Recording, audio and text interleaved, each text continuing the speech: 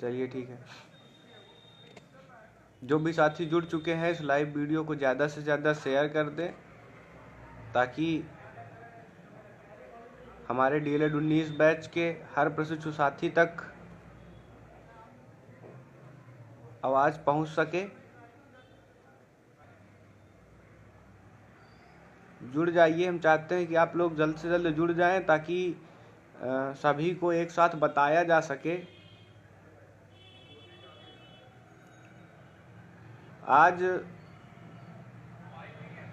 12 बजे जैसा कि पहले से ही निर्धारित था कि हम PNP जाएंगे, और PNP में कुछ चीज़ों को लेके बातचीत करेंगे। नमस्कार किशन जी, आप तो आज PNP आए हुए थे।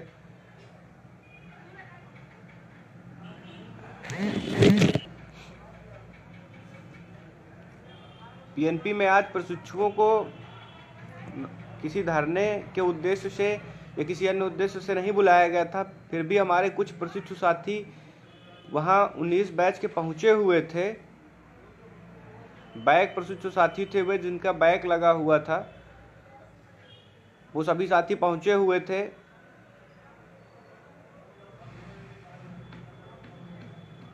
जब हम PNP पहुंचे तो सभी साथी पहले से ही वहां इंतजार कर रहे थे।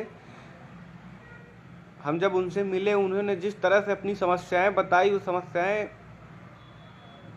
काफ़ी चिंताजनक थीं, क्योंकि उनमें से बहुत से प्रशिक्षु साथियों का कहना ये था कि अगर वास्तविक रूप से कॉपी चेक हुई होती तो आज शायद हमारा बैक न लगा होता। हमारे इतने नंबर तो थे ही कि हमारा बैक न लगता। उसके बाद भी उनका जानबूझकर बैक लगाया गया। जानबूझकर लगाया गया, नियामक की गलती है या चेक करने वाले टीचर की गलती है? गलती किसी की भी हो, आखिर भुगतना तो उस प्रशिक्षु को ही पड़ेगा। तो दूसरी चीज़ ये है कि जो प्रोसेस है, जो चीज़ें हैं, वो भी इतनी बेकार ही हम उन्हें कहेंगे, इतनी बेकार है कि उससे तत्काल रूप से समाधान नहीं मिल सकता है। अगर किसी प्रशिक्षु साथी का बैक लग जा रहा है, मान लीजिए किसी गलती से, किसी कारणवश, तो नियामक को चाहिए कि उसका बैक, उसकी बात सुने, और जिस भी वजह से लगा हुआ है बैक, अगर वास्तविकता में उसका बैक है, वो प्रशिक्षु पढ़ा नहीं था, तब तो कोई बात नहीं है। लेकिन अगर किसी कारणवश उसका बैक लग गया है, गलत मूल्यांकन की वजह से या अन्य किसी वजह से, तो उसको जल्द से जल्द ठीक करे। इन सब चीज़ों को लेके आज वहाँ काफ़ी देर तक बातचीत भी हुई। अंततः लिखित रूप से ज्ञापन भी दिया गया। कई प्रशिक्षुओं के रिजल्ट भी उस ज्ञापन में लगाए गए, संलग्न किए गए, ताकि उनको नियामक देख सके और जितनी जल्दी हो सके उचित कार्यवाही कर सके।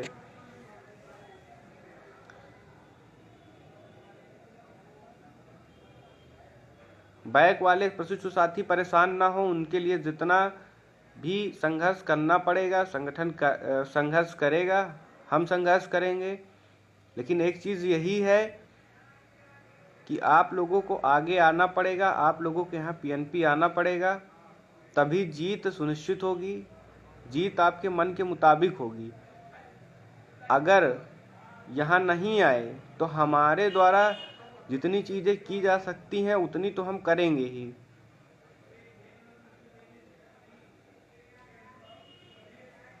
चलिए, जो कुछ सूचनाएं प्राप्त हुई हैं उन सूचनाओं को हम आपको बता दें। देखिए, स्क्रूटनी का प्रोसेस चालू हो चुका है। जिन साथियों का 1 या 2 सब्जेक्ट में बैक लगा हुआ है, जो स्क्रूटनी अपना कराना चाहते हैं, स्क्रूटनी के माध्यम से नंबर जिनको लगता है कि स्क्रूटनी हमें डालनी है, तो स्क्रूटनी का प्रोसेस चालू हो चुका है। उसके लिए संबंधित प्रशिक्षु स्क्रूटनी का फॉर्म भर के एक सब्जेक्ट का 100 रुपये का बैंक का ड्राफ्ट बनेगा, जो कि सचिव परीक्षा नियामक प्राधिकारी प्रयागराज उत्तर प्रदेश के नाम से बनेगा, वो ड्राफ्ट बनवा कर प्लस अपना जिस भी सब्जेक्ट में उसको स्क्रूटनी कराना है रिजल्ट निकलवा के उस सब्जेक्ट में सर्किल करके उसमें मेंशन करके उसको साथ में लगा कर अपनी संस्था में, प्राइवेट कॉलेज से हैं तो प्राइवेट कॉलेज में, डाइट से हैं तो डाइट में उसको जमा कर दें। यह प्रक्रिया हम चाहते हैं कि 10 दिन के अंदर ही कर लें, क्योंकि ज़्यादा लेट करने का कोई मतलब नहीं है। जब करना ही है तो जल्दी ही करें। समय तो 30 दिन का है आप लोगों के पास, लेकिन फिर भी जल्द से जल्द इस प्रक्रिया को कर लें, ताकि बाद में ऐसा ना हो कि बहुत सी चीज़ें होती हैं, आप लोग इंतज़ार करते रहते हैं लास्ट डेट का, फिर डेट निकल जाती है, फिर कहते हैं डेट निकल गई। अभी 25 से 30 दिन का समय है, अब आप उसको जल्द से जल्द कर लीजिए अभी, जिसको भी स्क्रूटनी डालना है। एक चीज़ और कंफर्म कर दें, एक प्रशिक्षु का फ़ोन आया था किसी डाइट से, वहाँ पे ये कहा गया कि जिसका 3 सब्जेक्ट का बैक लगा हुआ है वो स्क्रूटनी नहीं डाल सकता है। आपको बता दें वो स्क्रूटनी डाल सकता है, 2 सब्जेक्ट में स्क्रूटनी डाल सकता है। जिसका भी 3 सब्जेक्ट या 3 से ज़्यादा में बैक है वो 2 सब्जेक्ट में स्क्रूटनी डाल सकते हैं बिना किसी दिक्कत के, आपकी स्क्रूटनी पड़ेगी। प्राइवेट कॉलेज वालों के लिए एक सलाह ये है कि जब आपका स्क्रूटनी का फॉर्म भर जाए, संस्थान में आपके जमा हो जाए, तो उसको आप पूरी तरह से संज्ञान में लिए रहिए। कॉलेज वालों से बराबर पूछते रहिए, क्योंकि उनको डाइट में उसको फॉरवर्ड करना है। बहुत से प्राइवेट कॉलेज वाले इतने लापरवाह हो गए हैं आज की डेट में कि उन्हें ये तक नहीं पता है कि 50 नंबर का प्रैक्टिकल है कि 25 नंबर का प्रैक्टिकल है। बांदा में एक कॉलेज है, उनके हेड ऑफ द डिपार्टमेंट है HOD, उस व्यक्ति को ये नहीं पता है कि 25 नंबर का आंतरिक मूल्यांकन था मेरे सब्जेक्ट का कि 50 नंबर का आंतरिक मूल्यांकन था। उसने 50 नंबर के आंतरिक मूल्यांकन को 25 नंबर मान के प्रशिक्षुओं के नंबर चढ़ा दिए और वो सभी प्रशिक्षु जो है बैक हो गए। ये हालत है आजकल प्राइवेट कॉलेजों की। आपको खुद ही इस मामले में अपने लिए एकदम एक्टिव रहना पड़ेगा। जो भी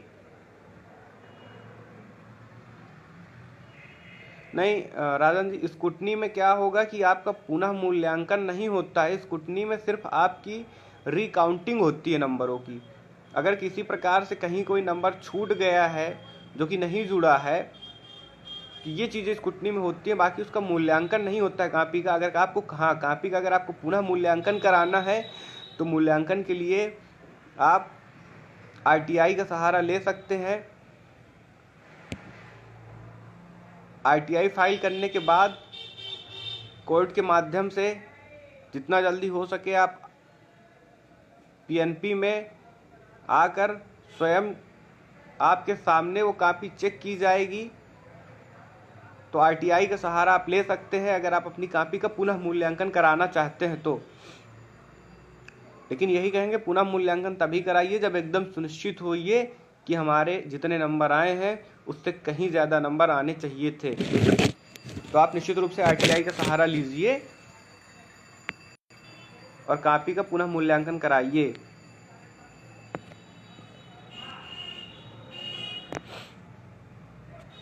ठीक है। अच्छा, कुछ एक चीज़ विशेष ध्यान दीजिएगा, हम बार बार कह रहे हैं स्क्रूटनी का फॉर्म डालने के बाद कॉलेज वालों के ऊपर बराबर नज़र बनाए रखिएगा कि ये लोग फॉरवर्ड कर रहे हैं कि नहीं कर रहे हैं। नहीं तो ये लोग फॉरवर्ड नहीं करते हैं, इतने लापरवाह हो गए हैं, फॉरवर्ड नहीं करेंगे, वहीं पड़ा रह जाएगा।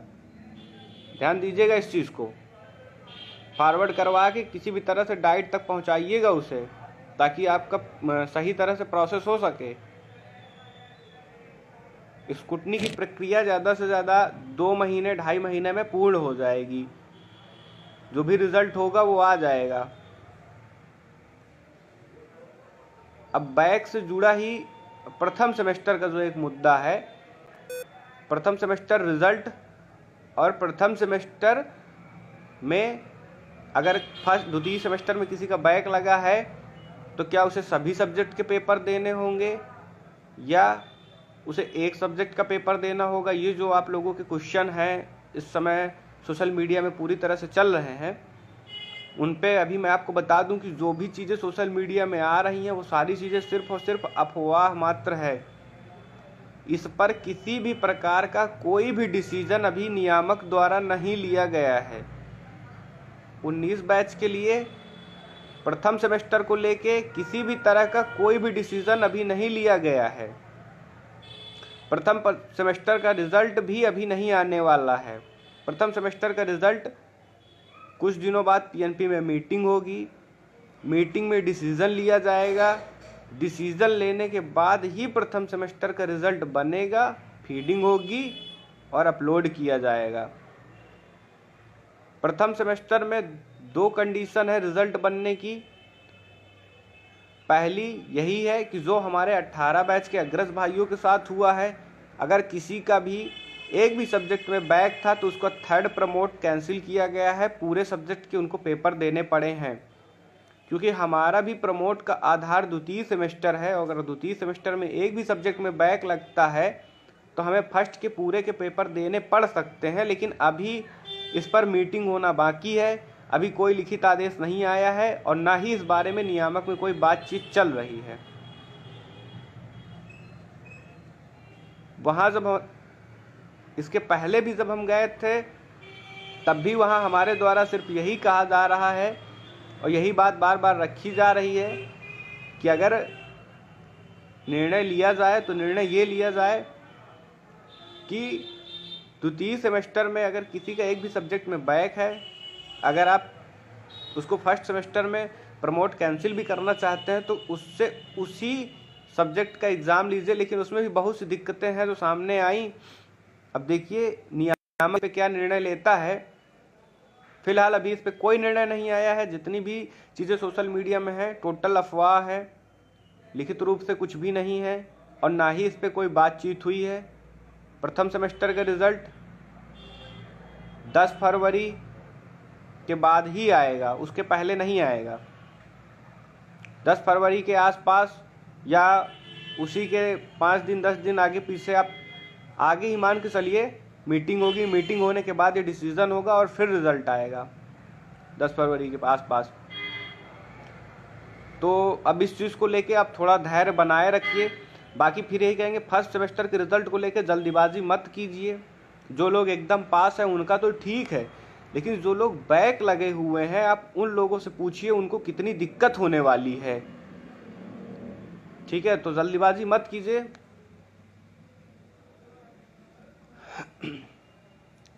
स्कॉलरशिप के लिए बता दें, स्कॉलरशिप का आपका जिनका भी फॉरवर्ड नहीं हुआ है डेट अभी बढ़ेगी। एनआईसी में बात हुई है हमारी, उन्होंने पूर्ण रूप से कहा है कि डेट बढ़ाई जाएगी। करेक्शन की डेट जो आई हुई है वो तो है, लेकिन अभी डेट बढ़ेगी, उसमें सुधार होगा। बाकी एक चीज़ ये भी कहें कि आप लोग दबाव बना सकते हैं। दबाव आप लोग बनाइए अपने ज़िले के समाज कल्याण में जाकर उन्हें लिखित रूप से।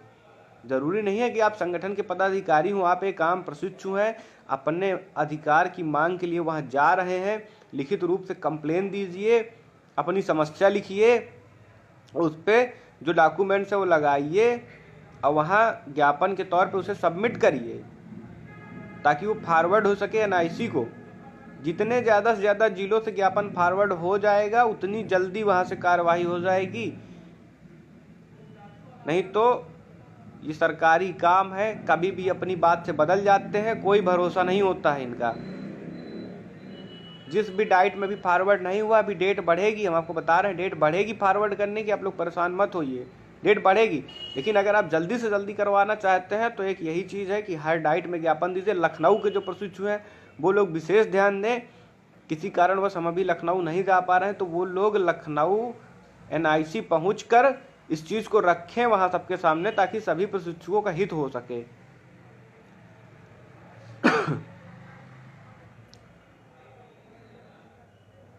ठीक है, 3rd सेमेस्टर का एग्ज़ाम इस समय, क्योंकि जो पोल हुआ था उस पर सबसे बड़ा मुद्दा 3rd सेमेस्टर का एग्ज़ाम था।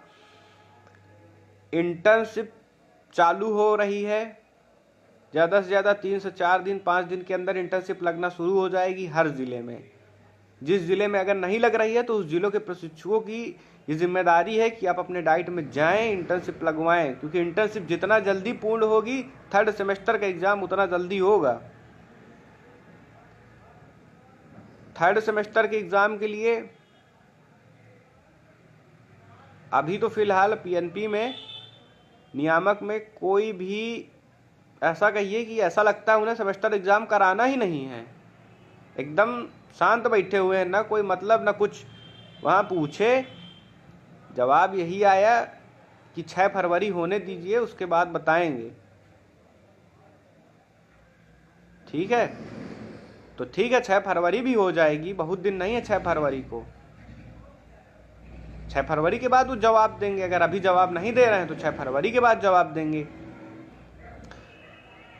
एक चीज़ और बता दें आपको कि जो हमारे बैक लगे हुए साथी हैं, देखिए आगे शिक्षक भर्ती लगी हुई है, हमें पता है सबको उसमें बैठना है, लेकिन जो हमारे बैक लगे हुए साथी हैं उनको भी साथ में लेकर चलिए। 1,70,000 का बैच है, जिसमें से 71,000 ऑलरेडी बाहर हो चुका है बैक की वजह से। अनावश्यक रूप से बैक लगाया गया है। ठीक है, 95,000 अभी बचे हुए हैं। थर्ड सेमेस्टर का भी एग्ज़ाम होगा, उसमें भी इसी तरह बैक लगेंगे। फोर्थ का एग्ज़ाम होगा, उसमें भी बैक लगेगा। अभी टेट का पेपर होगा, टेट नहीं क्वालिफाई कर पाएंगे। शिक्षक भर्ती के लिए आप बचेंगे ही कितने लोग जो आप लड़ने के बारे में सोच रहे हैं। 10,000, 5,000, 15,000 बचेंगे, उतने लोग आप शिक्षक भर्ती में लड़ सकते हैं क्या? इसीलिए अपने बैच के एक एक प्रशिक्षु को साथ में लेकर चलिए। जिनका बैक नहीं लगा है, मैं उन लोगों से भी यही कहूँगा कि एक एक प्रशिक्षु को साथ में लेके चलिए। जो बैक वाले हैं उनको भी साथ में लेके चलिए। बैक वाले साथियों के एग्ज़ाम की हम बात कर लें, जिनका बैक लगा हुआ है, उनका जो बैक का पेपर होगा, अगर नया बैच नहीं आ रहा है तो बैक का पेपर आपका जल्द ही करवाया जाएगा, स्क्रूटनी की प्रोसेस पूरी होने के तुरंत बाद। अगर नया बैच आ रहा है तो नए बैच के सेमेस्टर एग्ज़ाम के साथ ही फिर आपका बैक का पेपर होगा। इसलिए अगर आप चाहते हैं कि आपके मन से, आपके हिसाब से बैक का पेपर हो, इकट्ठा हो जाइए, यूनिटी में आ जाइए। क्योंकि हमें पता है हर प्राइवेट कॉलेज से 50% लोगों का बैक लगा हुआ है। कहीं भी यूनिटी ढूंढने की ज़रूरत नहीं है। अपने कॉलेज को संगठित करिए, और अपने कॉलेज को संगठित करने के साथ साथ अपने ज़िले को संगठित करिए। जो बैक वाले साथी हैं, 71,000 की संख्या है, कम संख्या नहीं है, बहुत ज़्यादा संख्या है। अभी धीरे धीरे और लोग उसी में शामिल होंगे। थर्ड में जिनका बैक लगेगा, फोर्थ में जिनका बैक लगेगा। हमारा बैच पूरी तरह से इस भर्ती में नहीं बैठ पाएगा। बहुत से प्रशिक्षु साथी छूटेंगे हमारे, इसलिए हमें यूनिटी में रहने की बहुत ही ज़्यादा आवश्यकता है। जिसका रिजल्ट नहीं शो हो रहा है, राजतिलक जी वही बताने जा रहे हैं, रिजल्ट नहीं शो हो रहा है। रिजल्ट में ये लिखा हुआ है विसंगति के कारण रिजल्ट रोका गया है। एक चीज़ ध्यान से सुनिएगा, विसंगति के कारण रिजल्ट रोका गया है, ये चीज़ लिखी हुई है कुछ लोगों के रिजल्ट में। हमारे पास स्क्रीनशॉट आए थे, उसमें नियामक द्वारा यह कहा गया है कि इसकी अभी जांच होगी, किसी कारणवश इसको रोका गया है। जांच होने के बाद लगभग उन्होंने इस प्रक्रिया में 15 से 20 दिन या 25 दिन का समय मांगा हुआ है। मैक्सिमम समय 25 दिन का उन्होंने मांगा हुआ है। कहा है कि 15 से 25 दिन के अंदर हम इस समस्या का समाधान करके अपने आप ही आप लोगों का रिजल्ट सही हो जाएगा, अगर उसमें कोई दिक्कत नहीं पाई जाती है तो। अगर दिक्कत पाई जाती है, जिन लोगों का विसंगति के कारण रिजल्ट नहीं शो हो रहा है, दिखा रहा है, और किसी का शो होने लगता है, उसके बाद भी किसी का नहीं शो होता है, तो वो लोग हमें सूचित करेंगे इस चीज़ को। अब वो लोग यहीं पीएनपी आएंगे, सल के बातचीत की जाएगी, जो भी समाधान होगा वो किया जाएगा। परेशान ना हो आप लोग, ठीक है?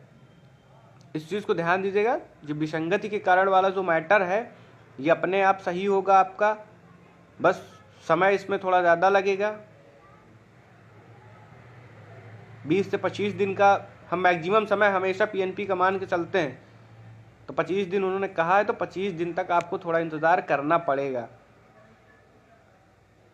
आपको स्कॉलरशिप में हो सकता है दिक्कत आए, लेकिन अब उस पर यही है कि उन्होंने कहा है कि इसमें कुछ दिक्कतें होंगी जिसकी वजह से ये आया हुआ है, इसकी पूरी जांच होगी, हम पूरी तरह से इसमें कार्य करेंगे, उसके बाद आपको बता देंगे।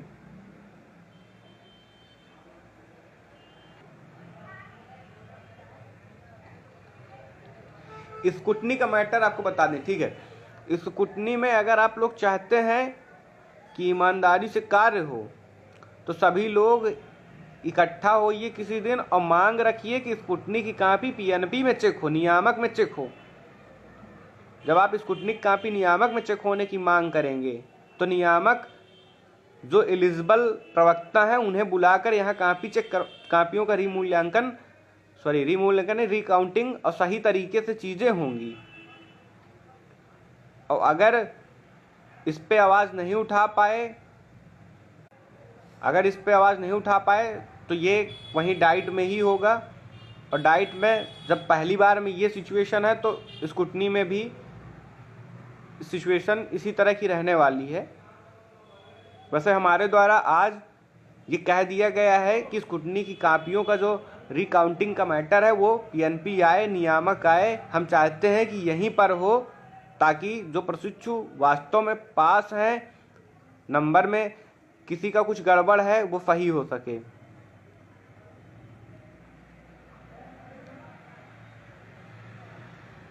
ये जो बीएलके और सीएम का बीएलके जिसमें आ रहा है, उसमें भी यही चीज़ें हैं। उसमें कुछ ना कुछ दिक्कत होगी, या तो उसमें कॉपी में कुछ छेड़छाड़ हुई होगी, या और कोई चीज़ होगी। उसकी जांच पीएनपी करेगा। करने के बाद 1 हफ्ते का उन्होंने समय लिया हुआ है, 10 दिन का, 1 हफ्ते का, कि हम इसको सही कर देंगे। अगर वो नहीं सही करता इस चीज़ को, तो हम आपको पूरी प्रक्रिया बताएंगे कि आपको क्या करना है। आपका सब कुछ सही हो जाएगा, आप लोग परेशान मत होइए। हाँ, एक प्रकरण और, यूएफएम अनफेयर मैटर। एक जिले के प्रशिक्षुओं का अनफेयर मैटर है, यूएफएम चढ़ा हुआ है। तो अब उसमें हम कुछ ना ही बोलें तो ही उचित है, क्योंकि अनफेयर मैटर का सीधा सा मतलब है आप कहीं ना कहीं नकल करते हुए या नकल की सामग्री के साथ पकड़े गए हैं।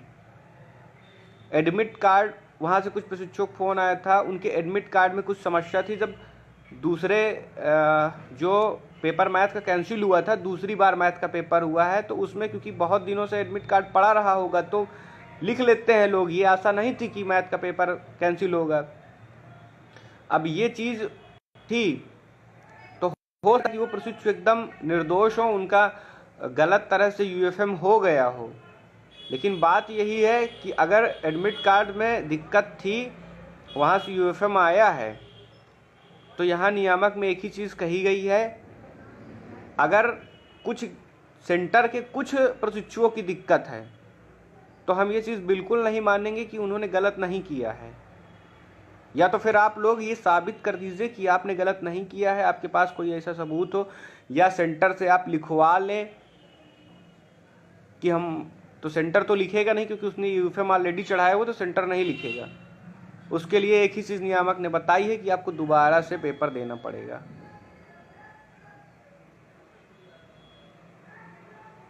इस पे कुछ भी होने की कोई आशंका नहीं है, क्योंकि अनफेयर मैटर के तहत आपका रिजल्ट गड़बड़ हुआ है, उसमें आपको पूरा पेपर देना पड़ेगा। जिन प्रशिक्षुओं के प्रैक्टिकल के मार्क्स नहीं चढ़े हुए हैं, ये भी एक समस्या। जिन प्रशिक्षुओं के प्रैक्टिकल के मार्क्स नहीं चढ़े हुए हैं, वो सभी साथी अपने कॉलेज से उसका पूरा स्पष्टीकरण लें कि क्यों नहीं चढ़ा हुआ है, प्लस उनसे कहें कि आप स्पष्टीकरण के साथ डाइट को ईमेल कीजिए, और डाइट के साथ साथ नियामक को ईमेल कीजिए, और नियामक तक समस्या पहुंचाइए। जिस भी कॉलेज के प्रशिक्षुओं को दिक्कत हुई है, आप लोग अपने कॉलेज प्रशासन से कहिए, ठीक है। उसको किसी भी तरह से यहाँ फॉरवर्ड कराइए, तो यहाँ से दोबारा से वेबसाइट ओपन की जाएगी, तब आपका दोबारा से सही हो पाएगा। लेकिन इसमें करना आप ही को पड़ेगा, नियामक आने की आपको आवश्यकता नहीं है। आपको सिर्फ और सिर्फ अपने कॉलेज प्रशासन के ऊपर जोर डालिए। एक चीज़ और, प्रथम सेमेस्टर का रिजल्ट आने से पहले पहले इस चीज़ को करवा लीजिए किसी भी तरह से, क्योंकि अगर प्रथम सेमेस्टर का रिजल्ट आया तो दिक्कत हो जाएगी आप लोगों के लिए। इसीलिए हम कह रहे हैं प्रथम सेमेस्टर के रिजल्ट को लेकर बहुत जल्दीबाजी मत कीजिए, क्योंकि बहुत से प्रशिक्षुओं का फिर नुकसान होगा। आप लोग अपने कॉलेज प्रशासन के ऊपर दबाव डालिए, पूरे कॉलेज का मैटर है, दबाव डालिए उसको और कहिए कि आप लोग यहाँ से चलिए हमारे साथ, या खुद जाइए और लिखित रूप से स्पष्टीकरण दीजिए कि क्यों नहीं आखिर आप फीडिंग कर पाए नंबर की। 2-2 बार 3-3 बार जो है खुल रही है वेबसाइट, उसके बाद भी फीडिंग नहीं करने पा रहे हैं। आखिर क्या रीजन है? वो जब पूरी तरह से स्पष्टीकरण दे देंगे, उसको आप डाइट और पीएनपी नियामक तक उसको पहुंचवाइए। ये आप ही का काम है, उनके भरोसे मत बैठिए। उन्होंने कह दिया कि हम कर देंगे, इस चीज़ के भरोसे मत बैठिए, क्योंकि प्राइवेट कॉलेज हैं, बहुत लापरवाह हो चुके हैं। खुद ही आप लोगों को, क्योंकि भाई देखिए भविष्य आपका है, सीधे तौर पे बता दूं, चाहे पीएनपी में नियामक में कोई अधिकारी बैठा हो, चाहे प्राइवेट कॉलेज वाले हो, उनको आपके भविष्य से कोई लेना देना नहीं है। आपको अपने भविष्य के लिए खुद ही सामने आना पड़ेगा, खुद ही आगे आकर लड़ना पड़ेगा। ठीक है, स्कॉलरशिप की जो सूचना थी आपको दे दी है, बाकी जो सूचनाएं हमें नहीं पता है वो हम पता करके आपको बता देंगे। 2 नंबर से मैथ में बैक है, स्कूटनी का फॉर्म डालिए, पास हो जाएंगी। अगर आप श्योर हैं तो आरटीआई भी फाइल कर सकती हैं। डीडी किसी भी जो बड़े बैंक है, किसी भी बैंक से आप बनवा लीजिए। डीडी में कोई ऐसा रिस्ट्रिक्शन नहीं है कि इसी बैंक का होना चाहिए, डीडी आप कहीं से भी बनवा लीजिए।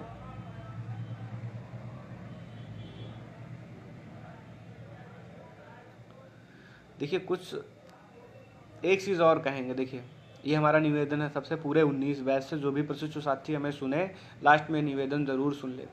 चाहे हमने 18 बैच में बहुत देखा है, ठीक है, चाहे हमारा बैक लगा हुआ साथी हो और चाहे वो पास हुआ साथी हो, सब हमारे अपने हैं। कोई किसी का कहीं भी सोशल मीडिया में मजाक नहीं बनाएगा, और ना ही जो पास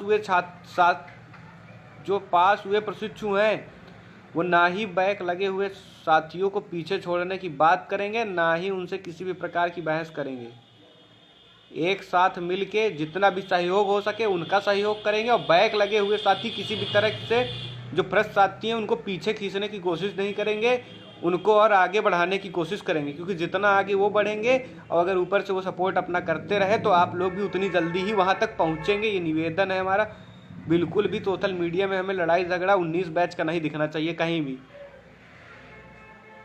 बहुत से ग्रुप हैं सीनियर में, आप पता नहीं चलता है किस अकाउंट से कौन है कौन नहीं है, ऊट पटांग की कमेंट करके आप लोगों को लड़वा के निकल जाते हैं, और आप लोग वो लोग फिर मजा लेते हैं, आप लोग लड़ते रहते हैं। देखिए हमारे अग्रज भाई आशीष जी बता रहे हैं कि केंद्रीकृत बैंक होना चाहिए डीडी के लिए। बस बहुत से अग्रज भाई हैं जो हमारे बहुत समर्थन करते हैं, बहुत से अग्रज भाई हैं जो कमेंट करके बेफालतू की निकल जाएंगे, और फिर आप लोग लड़ेंगे। तो आप लोग लड़िए नहीं, बस इतना आप समझदार हैं, खुद शिक्षक बनने वाले हैं, किसी को लड़ने की आवश्यकता नहीं है। जो भी बोल रहे हैं उनको बोलने दीजिए। जो बैक लगा है जिन साथियों का किसी न किसी कारणवश लगा हुआ है, हो सकता है वो पढ़ने में आपसे ज़्यादा होशियार हो, पीएनपी की गलती की वजह से बैक लग गया हो, तो सबको एक साथ लेके चलिए, क्योंकि हमारा उद्देश्य यही है। अगर आप लोग बेफालतू का माहौल ख़राब करेंगे, किसी भी साथी को हमारे 19 बैच का, चाहे वो बैक हो चाहे वो फ्रेश हो, आपस में लड़े झगड़ेंगे, तो इन सब के बीच में हम काम नहीं कर पाएंगे। बाकी और कोई काम कर लेता है वो आए, पद ले, अपना काम करे।